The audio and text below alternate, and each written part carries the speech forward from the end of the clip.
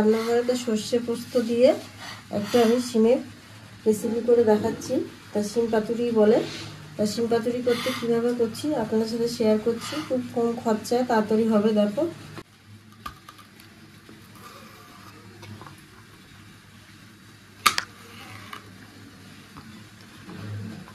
তাই এইভাবে সবগুলো শিম আমি এই আঁশগুলো তুলে নেব। তা সর্ষে পাতুরি করতে গেলে দেখো শিমগুলোকে আমি একটু হালকা করে ভাপিয়ে পরে, কিন্তু আমি এখানে দেখো একটু জলটা ফুটছে, আমি নুন দিয়ে দিলাম। জলটা ফুটছে দেখো, এবার শিমগুলো আমি দিয়ে দিলাম। দিয়ে কিন্তু ফোটাবো না, গ্যাসটা আমি বন্ধ করে দিচ্ছি। দিয়ে 2-3 মিনিট এই গরম জলেই রেখে দেবো। সর্ষে পোস্তগুলো সব আমি বেটে নিচ্ছি। কাজু বাদাম দিলাম কয়েকটা, সর্ষেটা ধুয়ে পরিষ্কার করে নিয়েছিলাম। পোস্তটা দিয়ে দিলাম। এটা সাদা সর্ষে আর কালো সর্ষে মিক্সড করে আমি করছি। কয়েকটা কাঁচা লঙ্কা ছোট ছোট টুকরো করে দিয়ে দিলাম। একটু জল দিয়ে দিচ্ছি, সেটাকে পেস্ট করে নেব।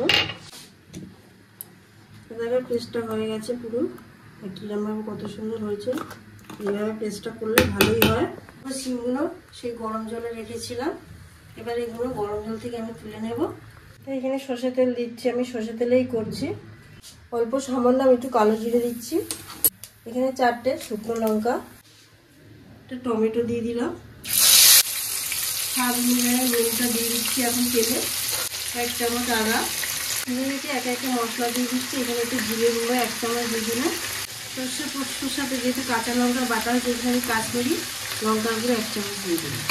চিনিটাও মশলার সাথে আমি এখানে অ্যাড করে দিচ্ছি। হলুদ। এবার খুন্তির সাহায্যে টমেটোগুলোকে ভালো করে মিশিয়ে নেব। এটাকে এবারে আমি জলে দিয়ে দিচ্ছি।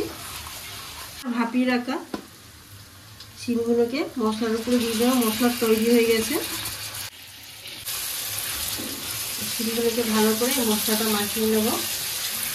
জল দিয়ে আমি 2-3 মিনিট এটাকে ভালো করে মশলার জলে মানে সিদ্ধ হয়ে যাবে, যাতে ঢাকনা দিয়ে রেখে দিচ্ছি 2-3 মিনিট। তো দেখো 2-3 মিনিট হয়ে গেছে। আমি ঢাকনাটা খুলছি।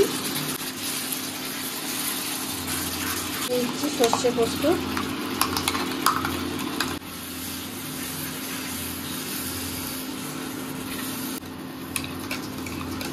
এটা ভালো করে ধুয়ে এটা দিয়ে জলটা দিয়ে দিলাম, আর জল দেবো না।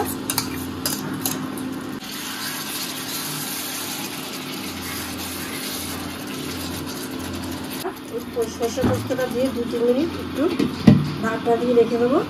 পাতুরি পুরো রেডি হয়ে গেছে, আর গরম ভাতে খেতে দুর্দান্ত লাগে। আর দেখো অবশ্যই আপনারা বাড়িতে বানিয়ে ফেলবেন। আর তাড়াতাড়ি করে শিম তো শেষ হয়ে যাচ্ছে। আর যদি দেখে ভালো লাগে অবশ্যই চ্যানেলটাকে সাবস্ক্রাইব করবেন, লাইক করবেন, কমেন্ট করতে ভুলবেন না।